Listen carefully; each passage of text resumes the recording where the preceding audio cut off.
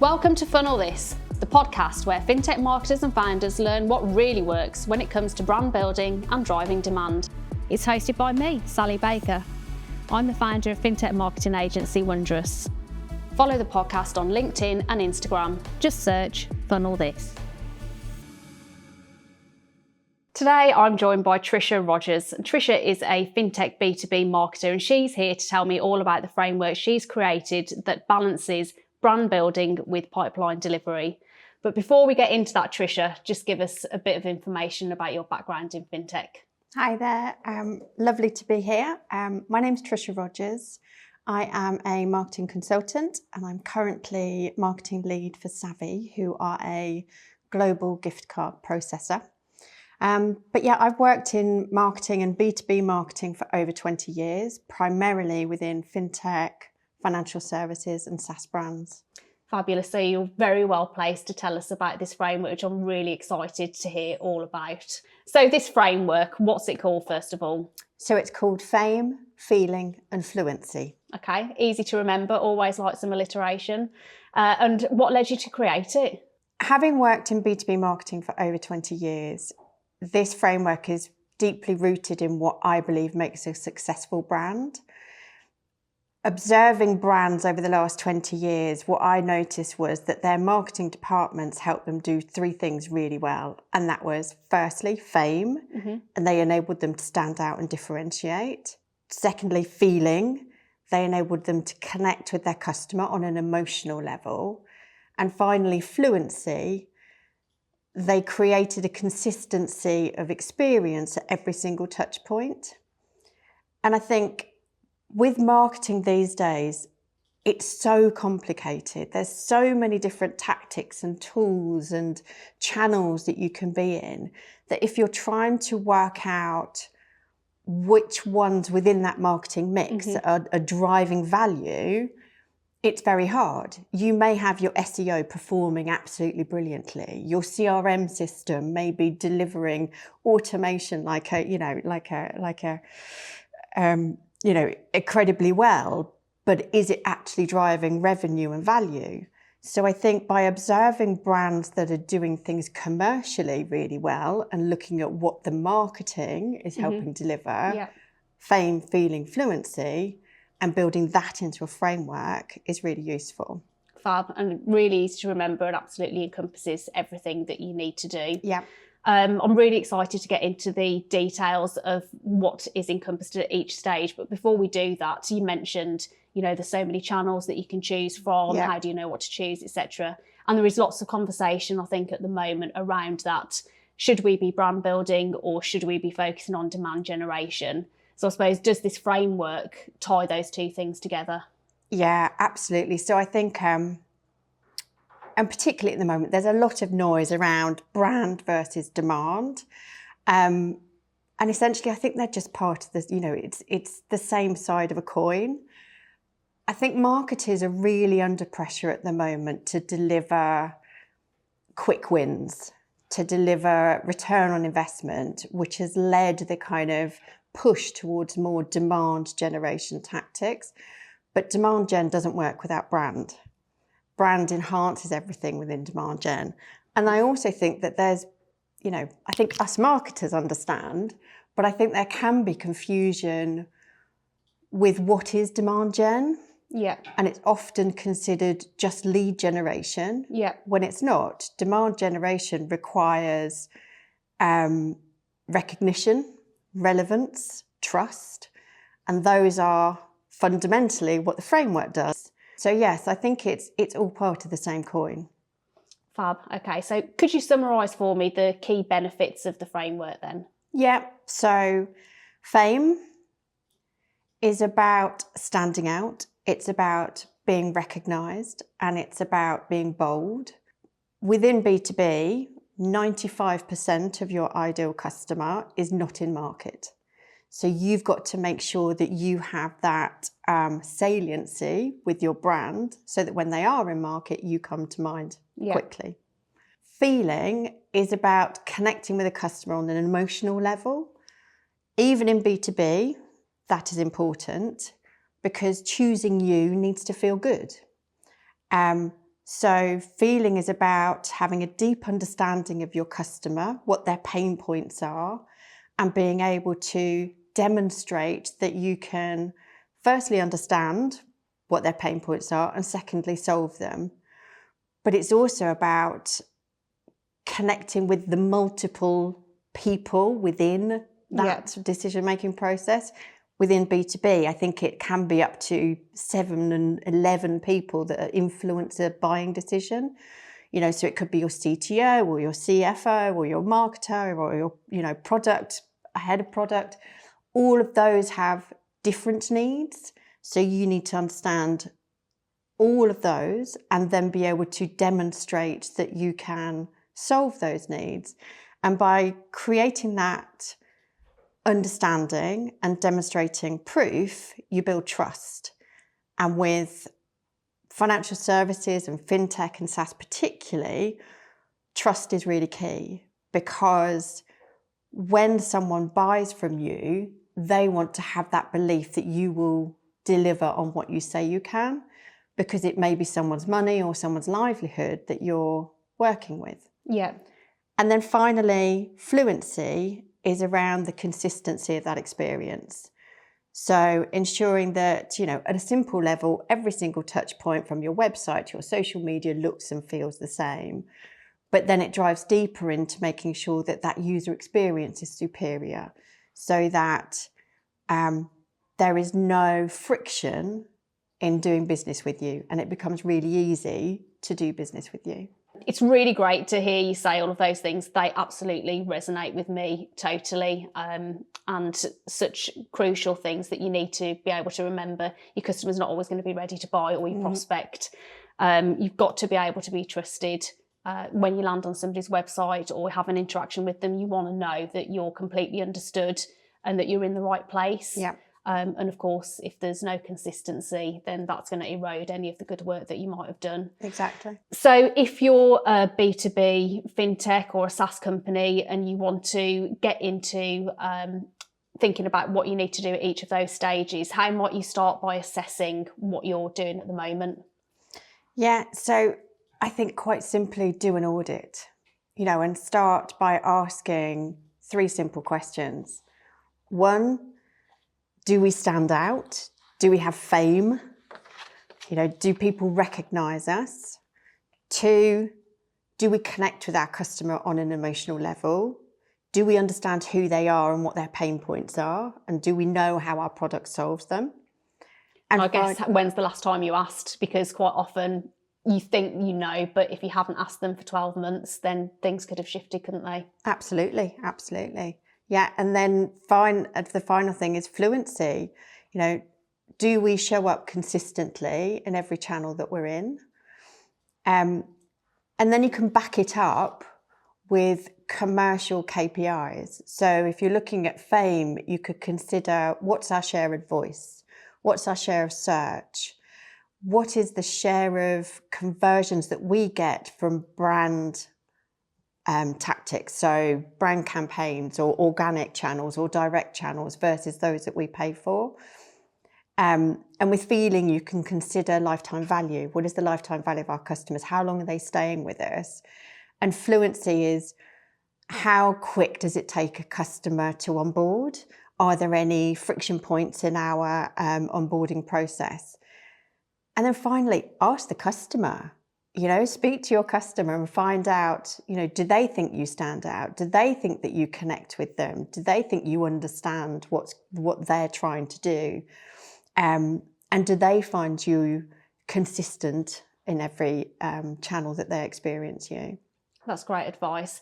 And I guess thinking then, perhaps if you're a startup or you want to revisit doing some of these things, what might be the starting point to get going, and then how might you scale it? Could you give us some examples? Absolutely. And I think that's almost the beauty of the framework, because it can work at any stage of a business's life cycle, any stage of their maturity, and it can grow with them, depending on resources, depending on budget, depending on where they are at as a business. You know, and it may be at the startup phase, fame is about standing out, being bold in the channels where your customer is. So it may initially just be your website, your organic social. And it could be about going to events, but it could be about doing that in a way that's clever and distinctive. So, events in B2B are huge, but the cost of an event can equally be huge. Absolutely. And building a stand and going to an event where actually you're just a tiny part of a massive sea of room of different brands. Instead, you could think about doing something more clever, like trying to get speaker opportunities or panel opportunities for your heads of or your board members, or just going to smaller events and sponsoring something like the coffee counter because everybody is going to go and have a coffee. I suppose you could even think about hosting your own small event like a round table or something like that and get the people you want in the room. Absolutely. For much less cost. Absolutely. And then as you scale, it becomes, bigger and potentially be more creative, but that's when you can build in more paid channels. Yeah. So you can do your brand campaigns, you can look at doing PR, you could look at doing, paid search or paid social media to bring in those kind of more pull tactics. Okay, so that's fame. How about starting off with feeling? How might you begin some activity and then potentially look to scale it? Yeah, I think feeling for me is the most crucial one. And often people think, how does connecting with a customer on an emotional level in B2B, how is that relevant? Yeah. But it so is. And it starts with having a really deep understanding of who your customer is. And that has to be the starting point. Even at that startup phase, or whether you are, a multinational company, if you don't understand your customer and understand what they want from you and what their challenges are, then you can't connect to them. So it has to always be, who is our customer? What are their pain points? How do we solve them? And then the starting point from there is your messaging. So how do we create a value proposition that will resonate with our ICP and a messaging hierarchy that we can use in our communications? And that's the starting point. And then from there, you can grow it into, well, how do we demonstrate that knowledge and build credibility and build proof that we can deliver what we say we're going to deliver? So looking at case studies, testimonials, but then building that into tools that they can play with, demos, bringing them into a webinar where you can, share experiences. So feeling can equally grow, but it has to start with deep knowledge of your customer. Yeah, so I know what your problem is, this is how I'm going to solve it, and guess what, this is the value you can expect at the end. And being able to demonstrate, we've done it before. And look, we can demonstrate that we've done it before and it worked. And for people like you. Exactly. If you come with us, trust us, we can deliver. Okay. So how about Fluency? If you want to get started or review what you're doing, how might you start? How might you scale? Yeah. Fluency starts with a simple audit of, is our look, feel, consistent across our channels? And that may just be, do our sales decks, our website and our social media look the same? Do we have the same font? Do we have the same images? And sometimes just that is massive. But then it starts to scale in terms of the experience. How do people buy from us? How are we making it easy for them to move through from interest to action through to conversion? How are we removing any of those barriers and making that user experience really seamless and simple for them? So we've covered how this framework that you've created, how that enhances brand building activities. Thinking very specifically, how does it help at each stage of the funnel, so top, middle and bottom? So it's not there to replace any thinking around the marketing funnel, but it enables you to think about the commercial value and impact of the activities that you have within the funnel. so that you can bring it right back to, are we delivering commercial impact versus some good marketing? So if you think about top of funnel, that's fame. It's making sure that you are recognised and known. We all know that any kind of lead generation or ad performance works better if the brand is recognised and known. So, it enhances top of funnel. Middle of funnel is about connecting. It's about demonstrating proof. It's about showing that you understand pain points, which is the whole feeling part. Yeah. And then bottom of funnel is the conversion. It's the sale. And that links to Fluency and making sure that experience is seamless, and that you are really easy to do business with. And I guess when you're thinking about doing any activity, this is a good thing to come back to, isn't it? To make sure that anything you're doing is it fluent? Have I understood the customer? So am I getting that feeling point across? So it's just a good check-in, isn't it? So one of the other things that we know about marketing, particularly B2B, is that there's a lot of pressure on performance. So do you think that this sort of framework is built to coexist for marketing teams with that performance pressure?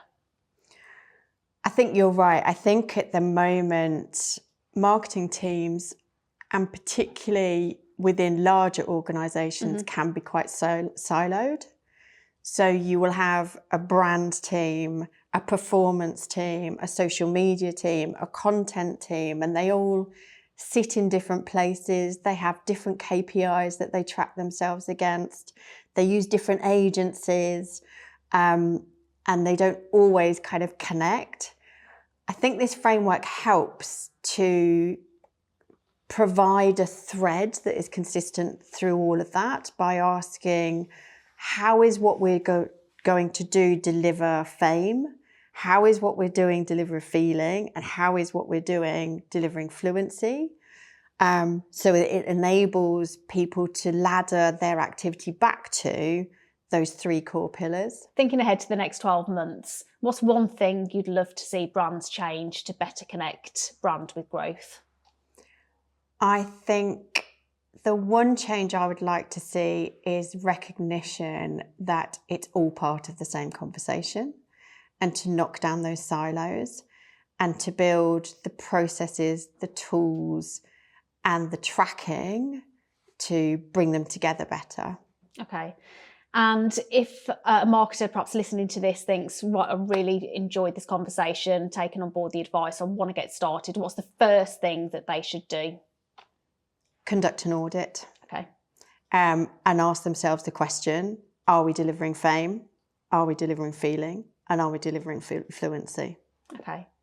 And finally, you've reached the end. A mainstay of the Funnel This podcast is to ask for your founding principles. If you were starting a brand new marketing department tomorrow, what would your 3 founding principles be?